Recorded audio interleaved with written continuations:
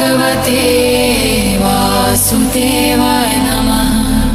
स्वार्थाय प्रतिबोधितां भगवता नारायणेन स्वयं व्यासेन ग्रथितां पुराणमुनिना मध्ये महाभारतम् अद्वैतामृतवर्षिणी भगवती अष्टादशाध्यायिनी अम्ब त्वाम् अनुसन्दधामि भगवद्गीते भवद्वेषिणी।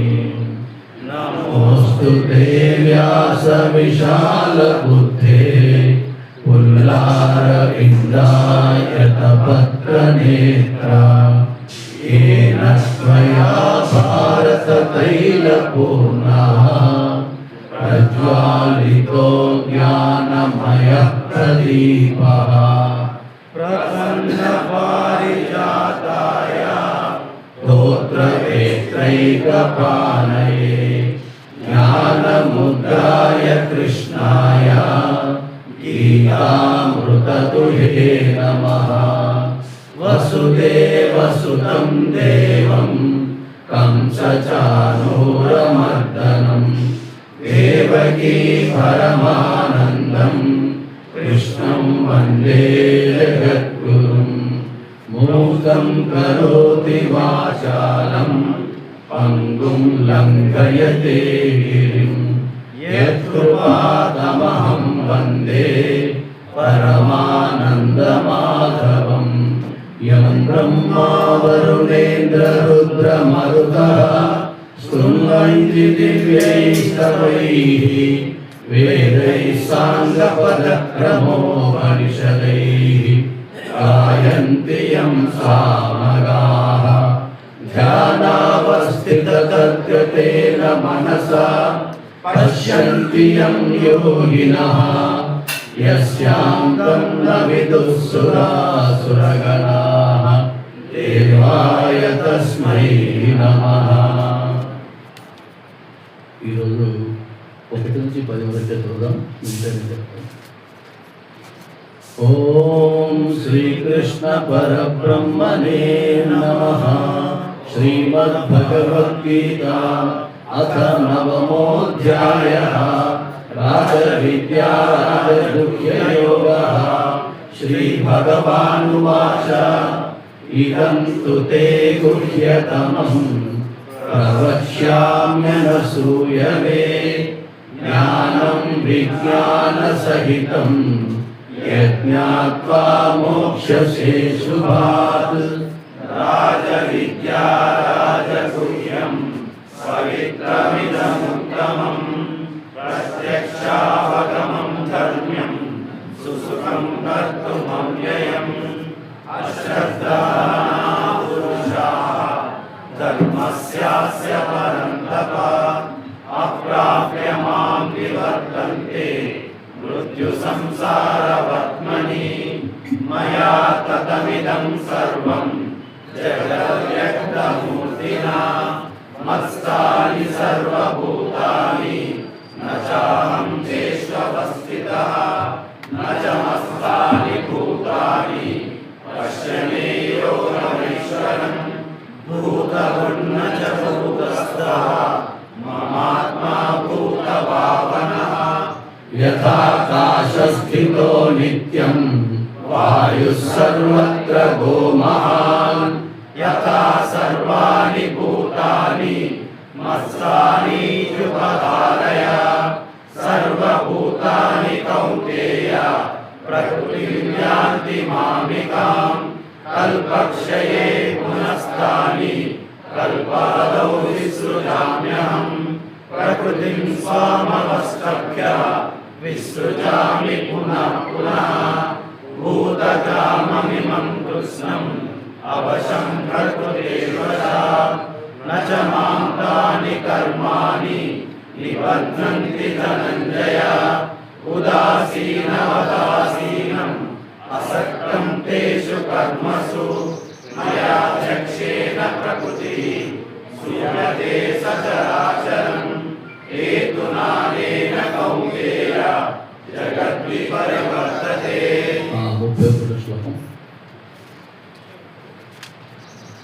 श्रीभगवानुवाच श्रीभगवानुवाच क्षिप्रं भवति धर्मात्मा क्षिप्रं भवति धर्मात्मा शश्वच्छान्तिं निगच्छति शश्वच्छान्तिं निगच्छति शश्वच्छान्तिं निगच्छति। कौन्तेय प्रतिजानीहि कौन्तेय प्रतिजानीहि कौन्तेय प्रतिजानीहि न मे भक्तः प्रणश्यति न मे भक्तः प्रणश्यति न मे भक्तः प्रणश्यति। 31 శ్లోకంలో ఉన్నాము. పత్రం పుష్పం ఫలం తోయం యోమే భక్త్యా ప్రయచ్చతి.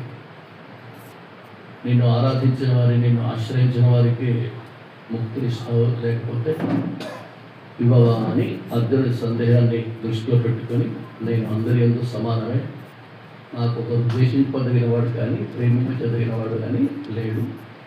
ఎవరైతే నన్ను ఆశ్రయిస్తారో, ఆరాధిస్తారో అతని హృదయంలో నేనుంటాను, నా హృదయంలో అతను ఉంటాడని చెప్పాడు. నిన్న కూడా ఏం చెప్పుకున్నాం, అలాంటి వాడే కాకుండా మరి నీ పుణ్యాత్మలకు భక్తులకైనా నీ యొక్క దర్బార్లో స్థానం ఉంటుంది.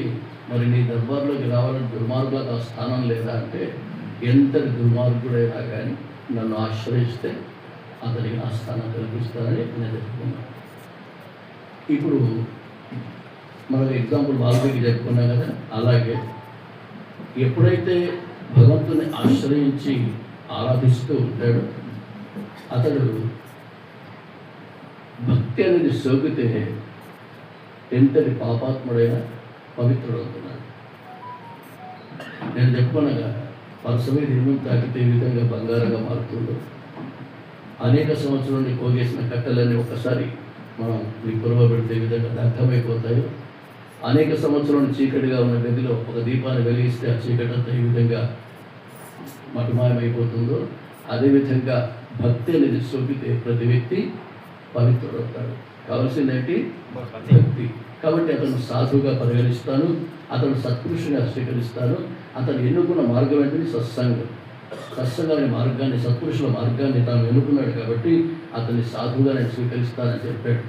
ఆ తర్వాత మనం చేసే పాపాలన్నీ ఈ సత్సంగం వల్ల నివృత్తి అవుతాయని చెప్పాను. శారీరకంగా, వాచికంగా, మానసికంగా ఎన్నో పాపాలు చేస్తాం.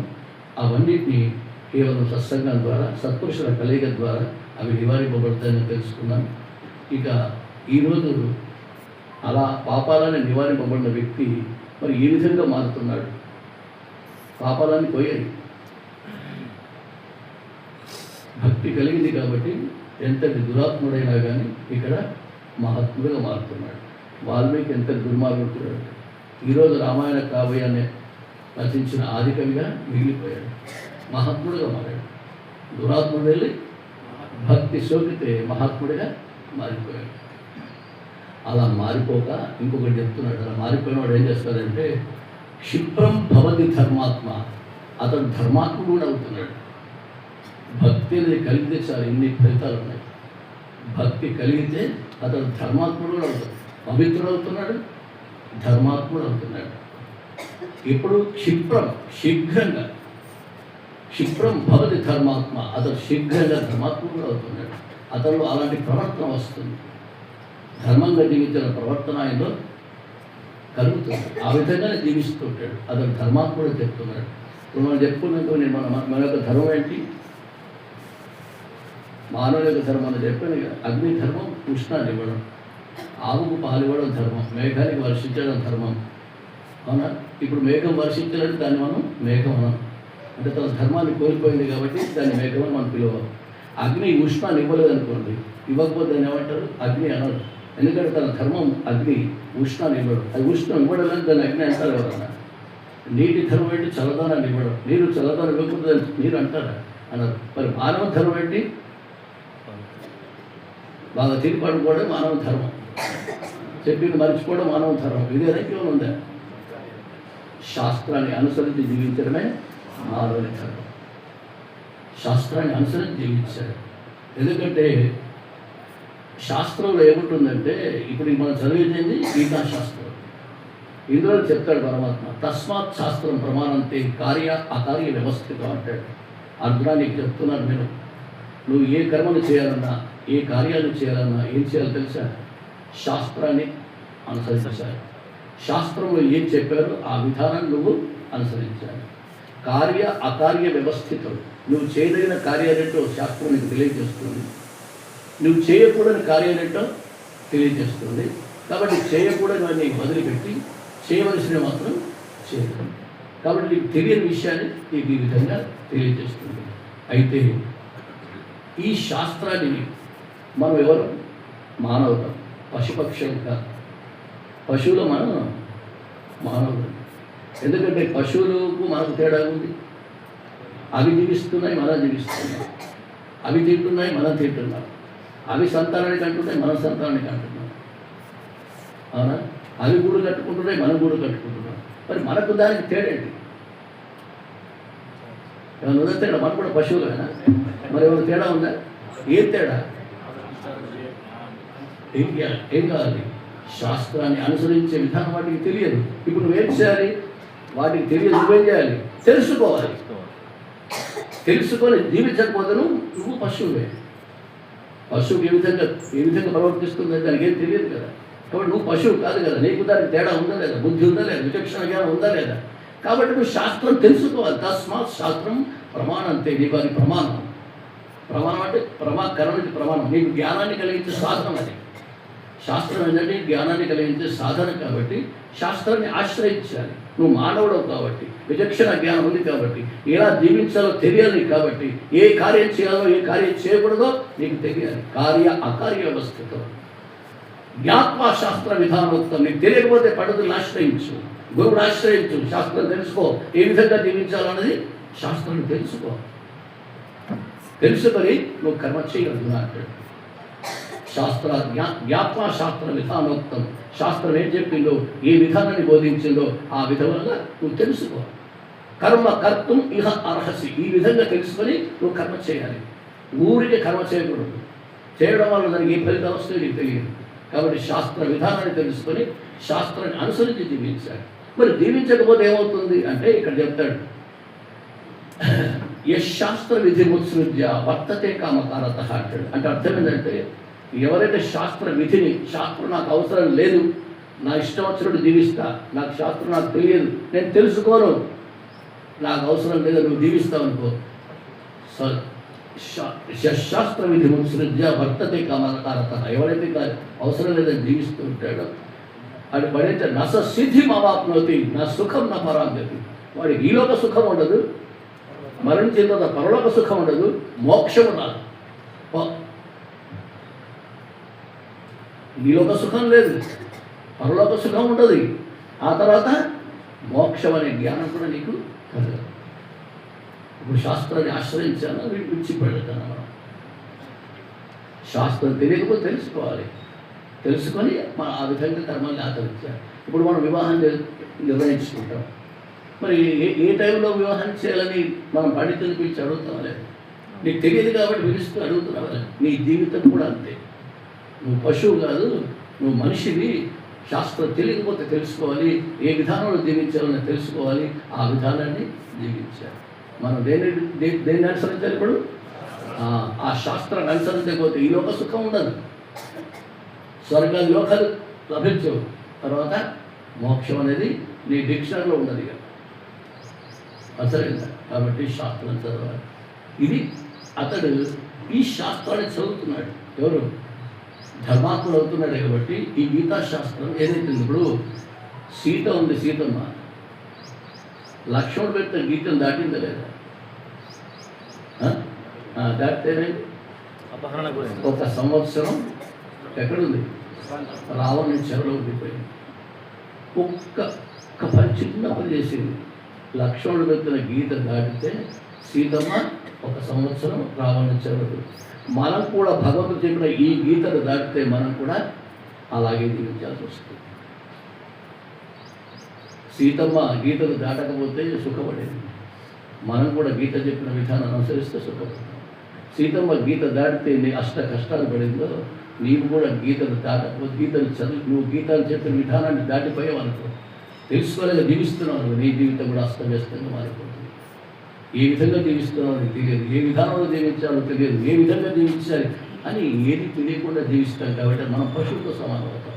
కాబట్టి శాస్త్రం తెలుసుకోవాలి. కాబట్టి ఈ శాస్త్రము మనం, ఈ శాస్త్రంలో ఏముంటుందంటే మనం జన్మించిన తర్వాత ఏది పొందవలసింది, మనందరం పుట్టాము ఏం ఏం ఏం ఏం సంపాదించాలి? డబ్బులు, ఆస్తులు, అంతస్తులు, పదవులు. ఏం సంపాదించాలి చెప్పండి? ధర్మార్థ కామోక్ష. చతుర్విధ ఫలపురుషార్థాలు అంటారు. వదిలేసేవాడు చెప్తారు ధర్మార్థ కామోక్ష. చతుర్విధ ఫల పురుషార్థం అన్నాడు. చతుర్విధ ఫల పురుషార్థం అంటే చతుర్విధ అనేటివి ఏంటిది? ధర్మం, కామం, మోక్షం. ధర్మార్థ కామోక్ష. ధర్మము, అర్థము, కామము, మోక్షం. ధర్మంగా జీవించాలి, ధర్మంగానే సంపాదించాలి, ధర్మంగానే కోరికలు తీర్చుకోవాలి. ధర్మంగా ఉంటాం కాబట్టి మోక్షం కూడా ధర్మం వల్లే లభిస్తుంది. ఇవి మనం పొందవలసినవి. ఇవి విడిచిపెట్టాము. ఇప్పుడు ఏముందని? ధర్మం పోయింది, మోక్షం పోయింది. ఏమున్నాయి? అర్థకామాలు రెండు ఉన్నాయి. సంపాదించుడు, బాగా అనుభవించు. ఇవి రెండే ఉన్నాయి. ఇటు తల లేదు, ఇటు కాళ్ళు లేదు. ధర్మమేమో తల, అది పోయింది. కాళ్ళేమో మోక్షం, ఇది పోయింది. ఇప్పుడు ఏముంది? అర్థం, కామం. సంపాదించుకుని తిరుగుతాను. ఇవే ఉన్నాయి. ఇవి రెండు పోయినాయి. అది పోయింది, ఇది పోయింది. మొండె పట్టుకొని వెళ్ళాడుతున్నాం. అసలు విడిచిపెట్టాం, మొండె పట్టుకొని వెళ్ళాడుతున్నాం. కాబట్టి మనకు కావాల్సింది ధర్మార్థ కామోక్షాలు. ఎవరన్నా దీని గురించి ప్రయత్నం చేస్తారా? ఎవరైనా ఈ మార్గంలో జీవించాలని అనుకుంటున్నారా? ఇతడు అనుకుంటాడు కాబట్టి ధర్మాత్ముడు అవుతున్నాడు. ఆయన భక్తి కలిగింది కాబట్టి, శాస్త్రాన్ని అనుసరించాడు కాబట్టి అతడు ఏం చేస్తున్నాడు? ధర్మాన్ని ఆచరిస్తూ ఉన్నాడు కాబట్టి ధర్మాత్ముడు అవుతున్నాడు. క్షిప్రం భవతి ధర్మాత్మ. కేవలం భక్తి కలిగితే చాలు. ఈ విధానాన్ని అనుసరించి ఈ ధర్మార్థ కామమోక్షాలు ఏవైతే ఉన్నాయో వాటిని సంపాదించాలని ఆ మార్గంలో జీవిస్తాడు కాబట్టి అతడు ధర్మాత్ముడు. భక్తి కలిగితే ఎంతది లాభాలు ఉన్నాయో చూడండి. ఆ భక్తి మనకు లేదు, మనకు లేదేది భక్తి. మిగతా అన్నీ ఉన్నాయి, భక్తి ఒకటి లేదు. కాబట్టి ఈ ఈ విధంగా జీవించేవాడు ధర్మాత్ముడు. ఈ భక్తి దుర్మార్గుణ్ణి ధర్మాత్మునిగా మారుస్తుంది. క్షిప్రం భవతి ధర్మాత్మ. అతడికి శీఘ్రంగా ధర్మాత్ముడు అవుతాడు. భక్తి సోకితే నన్ను ఆశ్రయించి నన్ను ఆరాధిస్తే అలాంటి ఫలితం మనకి లభిస్తుంది అని చెప్తూ శాశ్వత శాంతి. మరి కేవలం ధర్మాత్ముడు అవుతున్నాడు కాదు, ధర్మాత్ముడు అవడం వల్ల కాదు అతనికి లభించే ఫలితం ఏంటి తెలుసా? శాశ్వతమైన శాంతి, చెరవనటువంటి శాంతి లభిస్తుంది. శాంతి రెండు రకాలుగా ఉంటుంది. మన కోరికలు వస్తాయి. కోరిక కలగముందు మనస్సు అశాంతి, కోరిక కలగముందు ఎట్లుంటుంది మనస్సు? శాంతిగా ఉంటుంది. కోరిక కలిగిందనుకోండి అశాంతి కలుగుతుంది. మళ్ళీ కోరిక తీరిందనుకోండి మళ్ళీ శాంతిగా ఉంటుంది. ఇప్పుడు మన ఒక గులకరాయి పడింది అనుకోండి, సరస్సు నిర్మలమైన సరస్సులో గులకరాయి వేసామనుకోండి, వేస్తే ఏమవుతుంది? అలలు వస్తాయి. ఎంతవరకు వస్తాయి? ఆ రాయి ప్రభావం ఎంతవరకు ఉందో అంతవరకు వస్తాయి. నీ మనస్సు ప్రశాంతంగా ఉంది. ఒక కోరిక పడింది, ఇక్కడ చూసాం, ఇక అమ్మాయి ఒక మంచి నెక్లెస్ పెట్టుకుంది, చూసాం, అది పడింది, ఎట్లైనా సంపాదించాం. అది వచ్చేంత వరకు శాంతి లేదు. ఎన్ని చేశారో అన్ని చేసి, ఎంత సాధించాలో అంత సాధించి దాన్ని సంపాదించే ప్రయత్నం చేస్తాం. మీరు ఒక కారు ఉన్నారనుకో, ఒక పిల్లలు ఉందనుకో, ఏదో ఒకటి చూస్తాము, అది కావాలని కోరుకుంటాము. దానివల్ల అశాంతి ఏర్పడుతుంది. కోరిక తీరితే మళ్ళీ శాంతి కలుగుతుంది. ఇది మర్చిపోయే శాంతి. కోరిక తీరినప్పుడు కలిగే శాంతి ఏదైతే దాన్ని ఒక రకం శాంతి. ఇప్పుడు ఈయన పొందే శాంతి ఏం తెలుసా? నిత్య శాంతి. ఇక మర్చిపోయే శాంతి కాదు, నిరంతరం శాంతితోనే ఉంటాడు.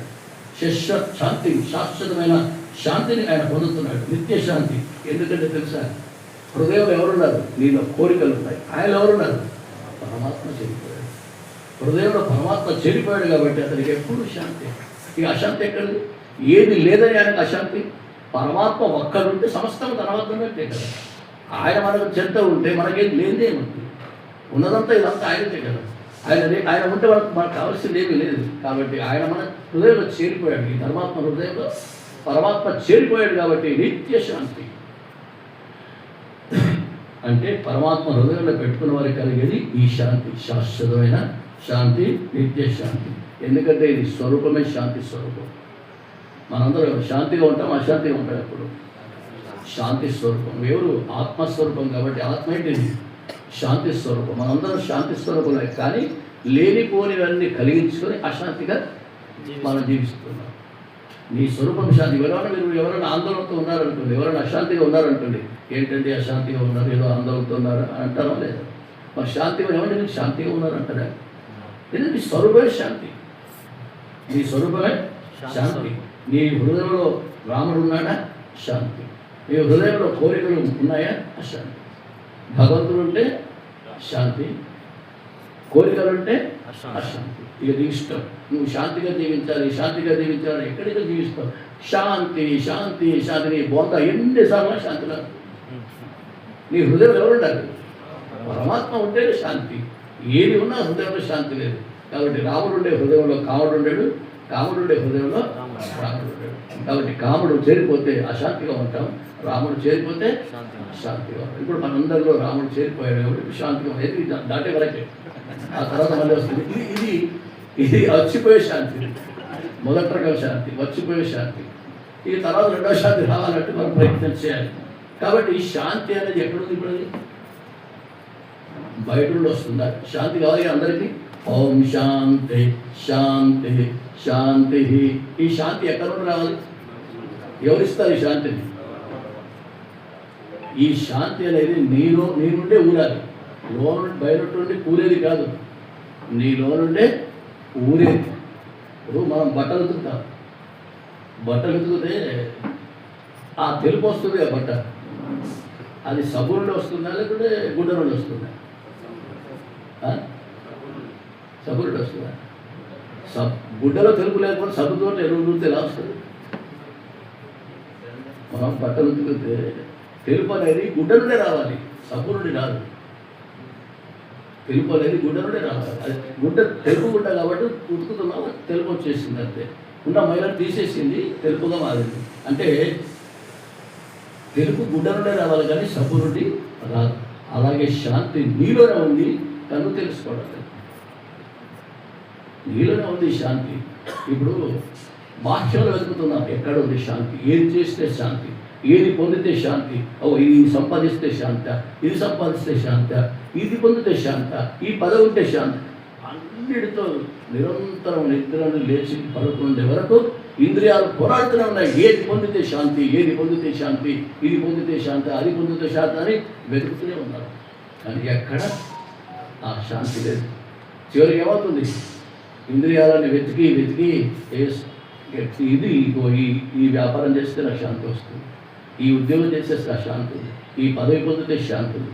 అన్నింటినీ పట్టుకుంటున్నాడు. ఎక్కడ శాంతి? ఈయన్ని చేసినా శాంతి లేదు. ఉంది ఎవరికైనా శాంతి? చెప్పండి, ఎవరు ఉన్నారు శాంతిగా? ఎవరు శాంతిగా లేడు. ఎందుకంటే ఇంద్రియాలు ప్రపంచంతో పోరాడి పోరాడి ఇక శాంతి లేదు. కాబట్టి ఒక్కసారి అలసిపోయి అలసిపోతున్నాయి. ఎక్కడుంది శాంతి? ఎక్కడుంది శాంతి? ఏది పొందితే శాంతి, అది పొందితే శాంత, ఇది పొందితే శాంత అని ప్రతిదాన్ని మనం వెతుకుతున్నాం. కానీ ఎక్కడ శాంతి లేదు. ఎక్కడుంది? నీలోనే ఉంది. కస్తూరి మృగం ఉంది ఒకటి, కస్తూరి మృగం అంటారు దాన్ని. అది దాని నాభిలో ఉంటుంది కస్తూరి, దాని నాభిలోనే కస్తూరి ఉంటుంది. అది మంచి సువాసన కలిగింది. కస్తూరి కావాలంటే చాలా రేట్లు ఎక్కువ. కస్తూరి తన నాభిలోనే ఉంటుంది. వాసన విపరీతమైన మంచి సుగంధం వస్తుంది అన్నట్టు. ఆ మృగానికి ఈ సుగంధం ఎక్కడి నుంచి వస్తుందో తన నాభి నుండి వస్తుందో తెలియక అడవంతా గాలిస్తుంది. అడవంతా గాలిస్తుంది. ఎక్కడి నుంచి వస్తుంది, ఎక్కడి నుంచి వస్తుంది ఈ సువాసన అని అంతటా గాలిస్తుంది. కానీ ఎక్కడ తన నాభి నుండి వస్తుందని నాకు తెలియక అడవంతా తిరుగుతుంది. శాంతి నీలోనే ఉండి ఎక్కడ దొరుకుతుంది శాంతిని? ప్రపంచం అంతా తిరిగినా కానీ నీకు శాంతి దొరకడం. అది నీలోనే ఉంది కానీ నువ్వు బయట వెతుకుతున్నావు. కస్తూరి మృగం ఏ విధంగా అయితే ఈ వాసన ఎక్కడ వస్తుందని అంత అడవంతా గాలించినట్టు ఈ శాంతి ఎక్కడ లభిస్తుందని మనం ప్రపంచం అంతా వెతుకుతున్నాం, కానీ ఎక్కడా లేదు. ఎందుకంటే నీవు శాంతిగా, నేను శాంతిగా, సమాజం శాంతిగా ఉండాలి, అందరూ శాంతిగా ఉండాలి. ఏది పొందాలి నీకు పరమాత్మ హృదయంలో పెట్టుకుంటేనే శాంతి, ఇంకే విధంగా కూడా నీకు శాంతి రాదు. కాబట్టి ఈ ధర్మాత్ముడు ఏమవుతున్నాడంటే భక్తి కలిగిన వాడు ధర్మాత్ముడిగా మారుతున్నాడు, నిత్యమైన శాంతిని పొందుతున్నాడు. యువతలు ఎలాంటి కోరికలు లేవు, ఎందుకంటే భగవంతుడు హృదయంలో పెట్టుకున్నాడు కాబట్టి ఎలాంటి కోరికలు లేవు. అందుకోసం 3వ అధ్యాయంలో మాట చెప్తాడు, నైవతస్య కృతేనార్థ నా కృతేనే కశ్చన అంటాడు. నా చాస్య సర్వభూతేషు కశ్చిదర్థ వ్యపాశ్రయ. అర్జున ఒక మాట లేదు, నన్ను ఎవరైతే ఆశ్రయిస్తారో అతడు నా చాస్య సర్వభూతేషు, అతడు ఎవరిని ఆశ్రయించే అవసరం లేదు. తన జీవన పోషణార్థం కానీ, తన యొక్క విధి నిర్వహణకు కానీ, అంటే తను ఏ విధంగా అంటే జీవనం మనం బ్రతుకుతున్నాం, జీవితం కావాలి కదా, పోషణ కావాలి కదా, ఆ పోషణ నిమిత్తం కానీ ఎవరిని ఆశ్రయించే అవసరము లేదు. నన్ను ఆశ్రయించుకున్నాడు కాబట్టి ఎవరిని ఆశ్రయించే అవసరం లేదని పరమాత్మ చెప్తాడు. కాబట్టి ఈ విధంగా మనం 3 సార్లు శాంతి అంటాం. శాంతి శాంతి శాంతి అంటే ఊర్ధ్వలోకాలు శాంతిగా ఉండాలి, మధ్యలోకాలు శాంతిగా ఉండాలి, అధోలోకాలు శాంతిగా ఉండాలి. నీ పక్క వాళ్ళు శాంతిగా ఉండాలి, నీ పక్క వాళ్ళు శాంతిగా ఉండాలి. ఆయన అందరూ శాంతిగా ఉంటేనే మనం శాంతిగా ఉంటాం. కాబట్టి ఈ విధంగా భగవంతుడు హృదయంలో పెట్టుకున్నవాడు శాంతిగా ఉంటాడు. అయితే ఈ మాట చెప్తున్నాడు, ఇంకో మాట, కౌంతేయ అంటే కుంతి కుమార అర్జున ఒక మాట లేదు. భగవంతుని ఎవరైతే హృదయంలో పెట్టుకుంటారో అతడు ధర్మాత్ముడు అవుతున్నాడు, శాంతి స్వరూపునిగా ఈ లోకంలో మిగిలిపోతున్నాడు. మరి ఇంతకంటే మానవునికి కావాల్సింది ఏమీ లేదు కదా. ఏమైనా ఉందా? ఇంకా ధర్మాత్ముడు అవుతున్నాడు, ధర్మార్థ కామోక్షాలు కావాలని ఆ మార్గంలోనే జీవిస్తున్నాడు. కాబట్టి పూర్ణమైన శాంతిని కూడా మన హృదయంలో పెట్టుకున్న వాడికి పూర్ణ శాంతి లభించింది. ఇంతకంటే గొప్పది ఏముంటుంది? మనందరికీ కావాల్సింది శాంతి. ఏది పొందినా శాంతి లేదు, భగవంతుడు హృదయంలో పెట్టి శాంతి. అయితే ఒక మాట విను, కౌంతేయ అర్జున చెప్తున్నాను, ప్రతిజ్ఞానీహి, ఈ మాట ప్రతిజ్ఞ చెప్తున్నాను నాయన. ఈ మాట ఏంటి? మనందరము హృదయంలో భగవంతుని పెట్టుకుంటే మనకి ఏం కలుగుతుంది? ధర్మాత్మం అవుతున్నాం, శాశ్వతమైన శాంతిని పొందుతున్నాం. ఇంకేమన్నా మీకు? కాబట్టి ఏమంటున్నాను తెలుసా?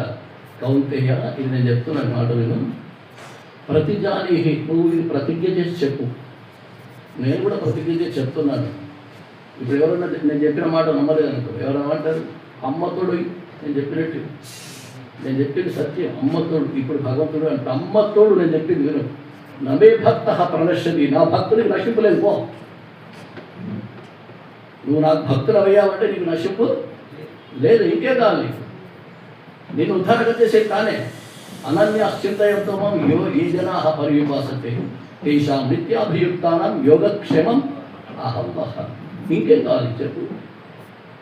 అమ్మతోడు నా మాట ఇప్పుడు కూడా భగవంతుడు అమ్మతోడు పెట్టుకుంటున్నాడు. కౌంతేయ ప్రతిజ్ఞానికి ప్రతిజ్ఞ చెప్తున్నాను, ఆయన ఒట్టే చెప్తున్నాను నేను.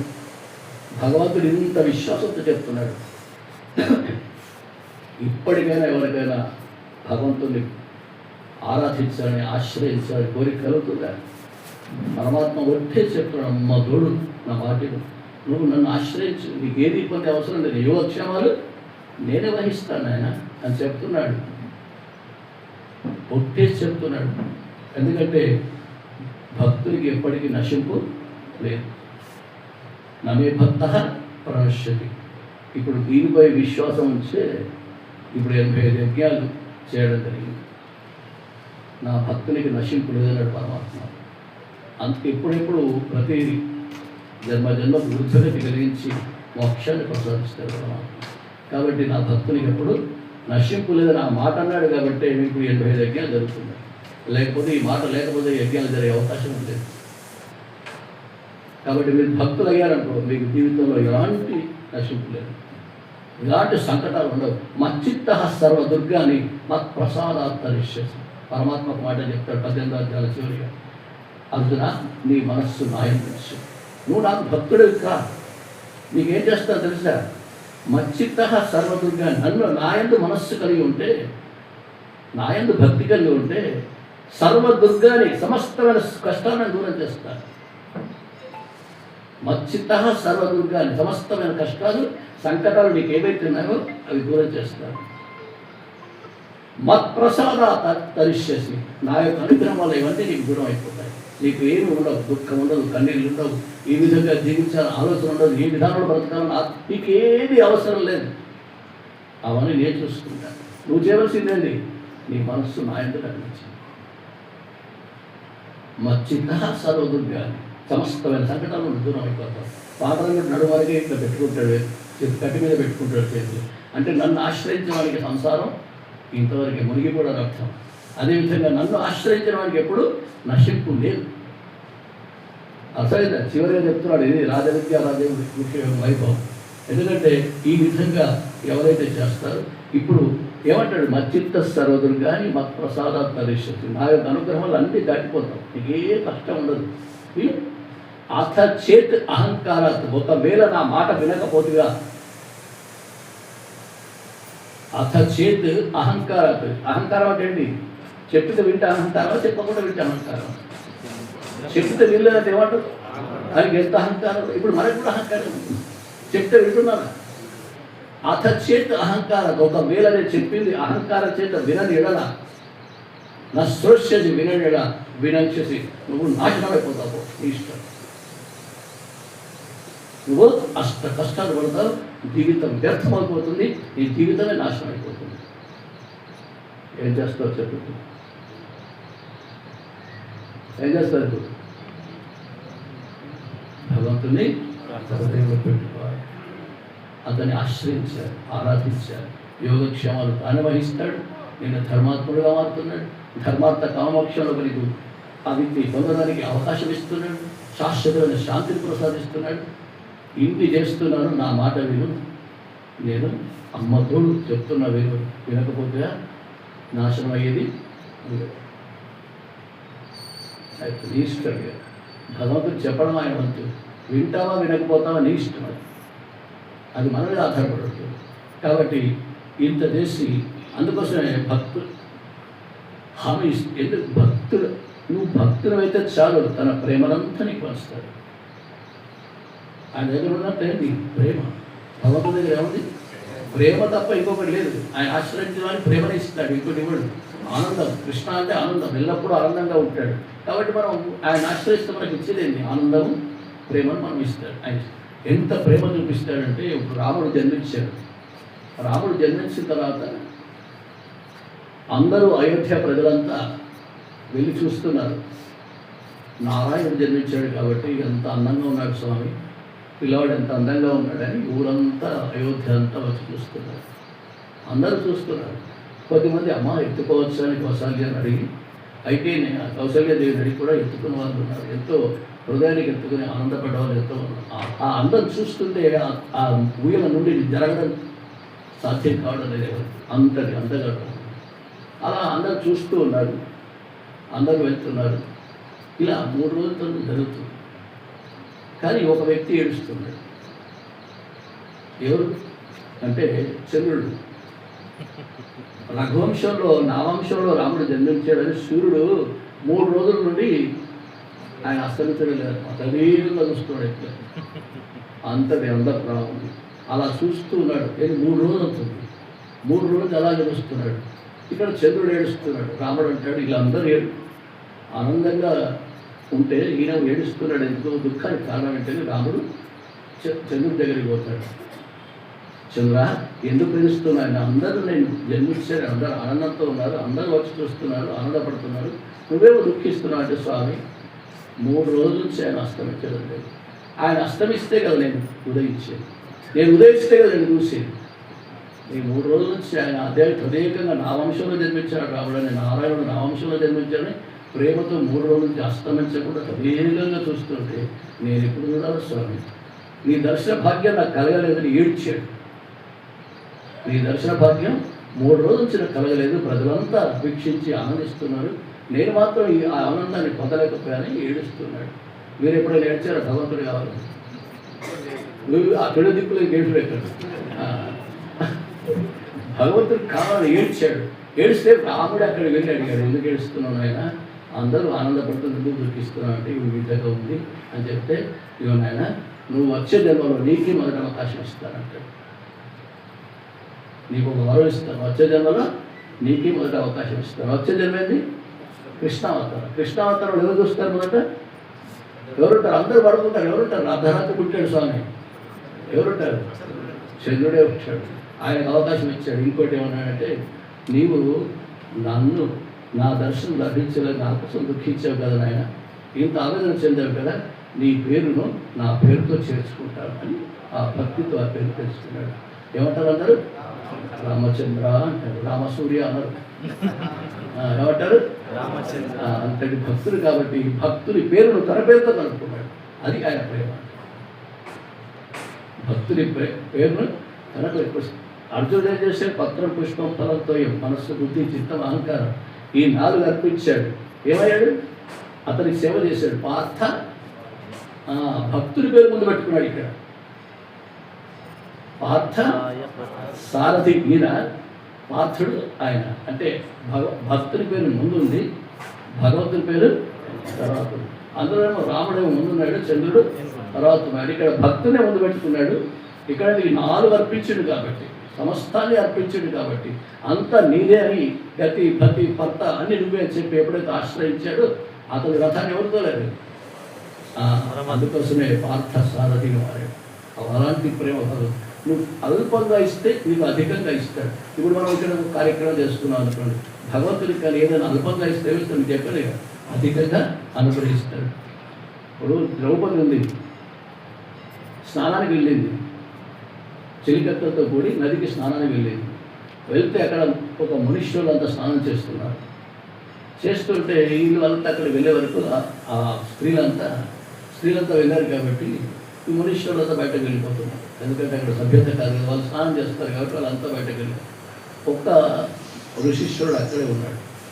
ఆడెంత కదలడం లేదు. చెలికత్తలు అంటారు, బుద్ధి ఉందా, వాళ్ళంతా వెళ్ళిపోయారు, మేము తిరిగి వచ్చాము స్నానం చేస్తామని చెప్పి, నువ్వేమో అందరూ వెళ్ళిపోతున్నావు, అక్కడే ఉన్నావేంటి, ఇంకా వెళ్ళిపోవాలి. ఆయన కొద్దిగా ఆట పట్టిస్తే ఆయన అంటాడు, ద్రౌపది ఉంటుంది, ఆగండి మీకు తెలియదని చెప్పి. అయితే స్నానం చేస్తూ ఉంటేనా కౌపీనం ఏదైతే ఉందో అది కొట్టుకుపోయింది, వీటిలో కొట్టుకుపోయింది. ఇప్పుడు నగ్నంగా ఉన్నాడు. ఇప్పుడు స్త్రీలు బయట నదీ తీరంలో ఉన్నారు, ఎలా రాస్తాడు, బయటకు రాలేదు కదా. కాబట్టి కౌపీనం కొట్టుకుపోయింది కాబట్టి ఇంత చీర ఇంత చింపి, ఒక దాని చీర చెంగు చింపి దాన్ని అతనికి అందిస్తుంది. అతను దాన్ని తొడుక్కొని కట్టుకొని పైకి వస్తాడు. ఏమిచ్చిందా? ఇంత ఒక జారడంతా, ఒక మూరడంత చీర కొగును తెంపిస్తే పరమాత్మ ఆమె వస్త్రాపరణ సమయంలో ఆమె మానాన్ని రక్షించడానికి ఫ్యాక్టరీలన్నీ ఖాళీ చేశాడు. బొంబాయిలో ఉన్న ఫ్యాక్టరీలన్నీ ఖాళీ అయిపోయాయి. ఎక్కడ ఫ్యాక్టరీ ఉన్నాయి, ఆ ఫ్యాక్టరీ ఇచ్చిందంతా వచ్చిందంతా అది భగవంతుని యొక్క కరుణ. నువ్వు భక్తులమైతే చాలు, ఇవన్నీ నీకు లభిస్తాయి. దిక్కులేదు మనకు, అది ఎప్పటి అన్నిటి మీద భక్తి ఉంది మనకు, దేవుడి మీద భక్తి లేదు. అందుకోసమే ఇట్లా చెప్పుకోవడం గంటలు చెప్పుకోవచ్చు, కానీ ఈ విధంగా భగవంతుడు తన ప్రేమను పంచుతాడు. మనం ప్రేమిస్తే తాను ప్రేమిస్తాడు. ఈ విధంగా అతను ధర్మాత్ముడు అవుతున్నాడని చెప్పి ఇంకా నా భక్తి వైభవాన్ని విను అంటున్నాడు. మాం హి పార్థ వ్యపాశ్రిత్య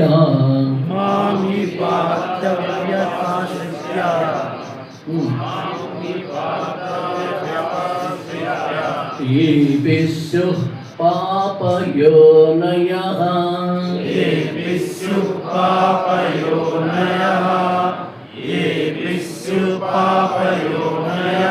స్త్రియో వైశ్యాస్తథా శూద్రాః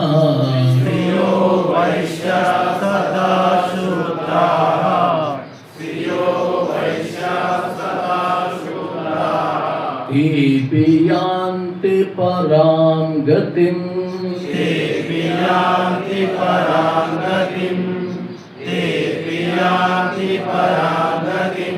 నారాయణ చెప్తాను మీరు. ఇదే కాకుండా మాంహి పార్థ వ్యపాశ్రిత్య, నన్ను ఎవరైతే ఆశ్రయిస్తారో అర్జున, ఏపిస్యు పాపయోనయ అంటే పాపపు జన్మలు పొందినవారు, వీళ్ళే కాకుండా పాపపు జన్మలు పొందినవారు, పాపాత్మలు. వాళ్ళు ఎవరు జన్మించారు? పాపాత్మలకు జన్మించారు కాబట్టి వాళ్ళు పాపాలు చేసిన వాళ్ళకి జన్మించారు కాబట్టి వాళ్ళు కూడా పాపాత్మలే. ఎందుకంటే పుణ్యాత్ములు జన్మిస్తే పుణ్యాత్ములు అంటారు, పాపాత్మలు జన్మిస్తే పాపాత్ములు అంటారు. కాబట్టి పాపపు జన్మలు ఎత్తిన వారు కూడా, పాపపు జన్మలు పొందిన వారు కూడా నన్ను ఆశ్రయిస్తే, అలాంటి వారు నా యొక్క భక్తిని కలిగితే వారు కూడా ఈ యొక్క మోక్షాన్ని పొందే అవకాశం వాళ్ళకు కూడా ఇస్తారు. ఎందుకంటే పాపపు జన్మలు అంటే అర్థం ఏంటంటే భక్తిని, అంటే మనం అందరం పాపపు జన్మల మన పుణ్య జన్మ మీరు అర్థం చేసుకోవాలి. భక్తిని, ఆత్మజ్ఞానాన్ని సంపాదించేందుకు అవకాశం లేదు జన్మలు. ఇప్పుడు మనందరికీ ఏం కావాలి? భక్తి కావాలి. భక్తితో పొందేది ఆత్మజ్ఞానం, ముక్తి. ఆ ముక్తి ఆత్మజ్ఞానం. ఇంత అవకాశం ఉంది, భగవంతుడు ఇంత చెప్తున్నాడు, ఇంత అవకాశం ఉంది.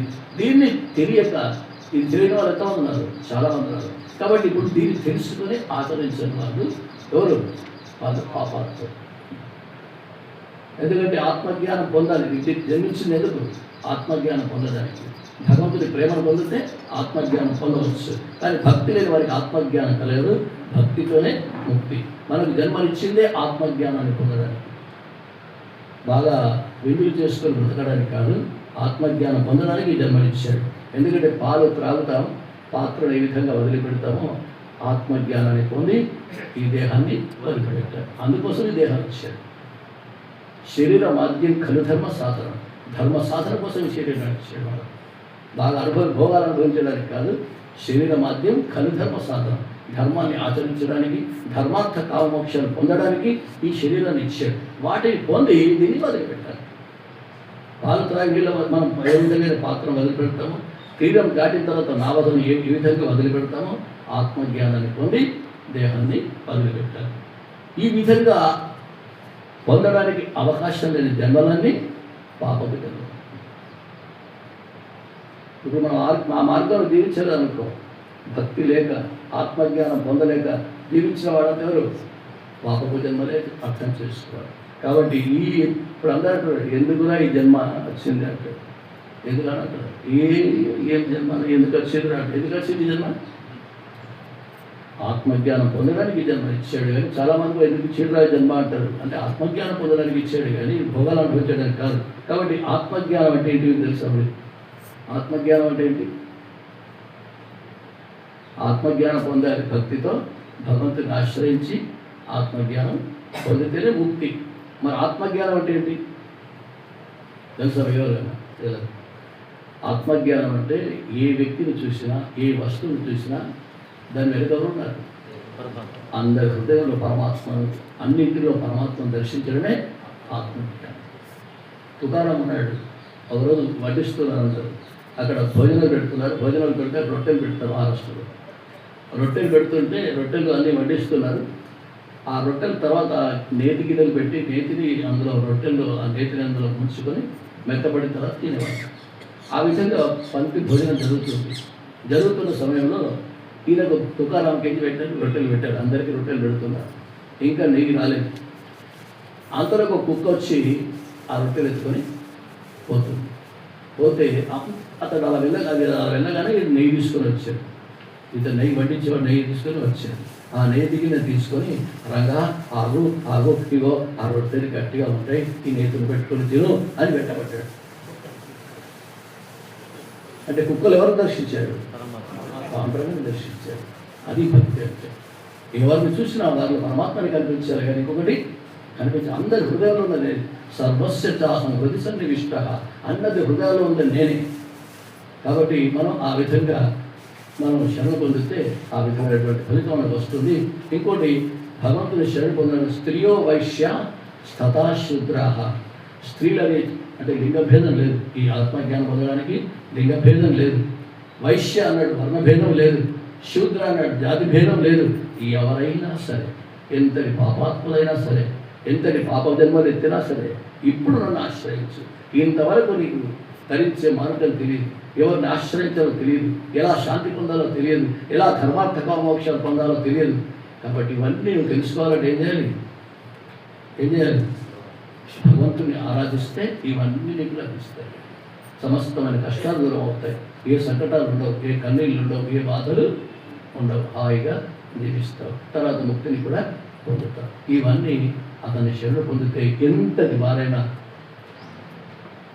ఇప్పుడు ఏమన్నాడు ఇంతకుముందు, పత్రం పుష్పం ఫలంతో ఏమన్నాడు, అవి ఇచ్చినవాడు భక్తుడా కాదని అనుకున్నాడు ఆ శ్లోకంలో. నెక్స్ట్ శ్లోకంలో చెప్పాడు అవి కాదు, ఇంకేమన్నాడు, పత్రం పుష్పం ఫలంతో ఏమని చెప్పాడు. ఆ తర్వాత ఏం చెప్పాడు, నాకు అందరూ సమానమే అని చెప్పాడు. నాకు అందరూ సమానమే, ద్వేషింపదగిన వాళ్ళు లేడు, ప్రేమించదగిన వాళ్ళు లేడు అని చెప్పాడు. ఎవరు ఆశ్రయిస్తే వారి హృదయంలో నేనుంటాను, నా హృదయంలో వారు ఉంటారు అని చెప్పి అతడు శీఘ్రంగా ధర్మాత్ముడు అవుతున్నాడు, శాశ్వతమైన శాంతిని పొందుతున్నాడు.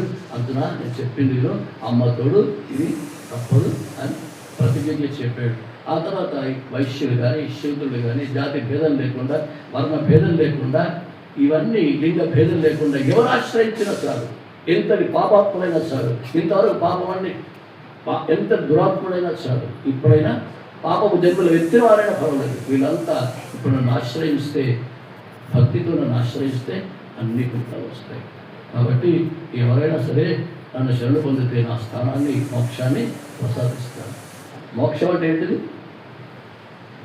మోక్షం అంటే ఏంటి? అందరూ ఏమన్నంత మోక్షం ఏంటి? మోక్షం అంటే నా తద్భాసైతే సూర్య నా శశాంకోన పవత అంటాడు. యజ్ఞత్వా నివర్తంతే తద్ధమ పరమమ్మ. ఒక్కసారి వెళ్ళామంటే మళ్ళీ తిరిగి రావడం అంటూ ఉండదు. మిగతా లోకాలన్నీ వెళ్ళాలి, మళ్ళీ తిరిగి జన్మించాలి. కానీ పరమాత్మను పొందితే మళ్ళీ తిరిగి వచ్చే అవకాశం లేదు. అది మోక్షం, నిత్యమైన శాంతి, నిత్యమైన సుఖం అది. కాబట్టి ఈ విధంగా నన్ను ఆశ్రయించే వారికి అన్ని నాకేమో రాగద్వేషాలు ఉన్నాయి. ఇప్పుడు చెప్పు అంటే కదా రాగద్వేషాలు ఉన్నాయని. కానీ నువ్వు నేను సాధించితే నేను కొన్ని సాధించేది ఏమిటి? ఒకరు రకంగా ఉన్నారు, ఒకరు రకంగా ఉన్నాడు కదా. ఇప్పుడు నాకు రాగద్వేషాలు ఉన్నాయి చెప్పండి. ఎవరు ఆశ్రయిస్తే వారిని నేను ఆశ్రయం కల్పిస్తాను అని చెప్తున్నాను.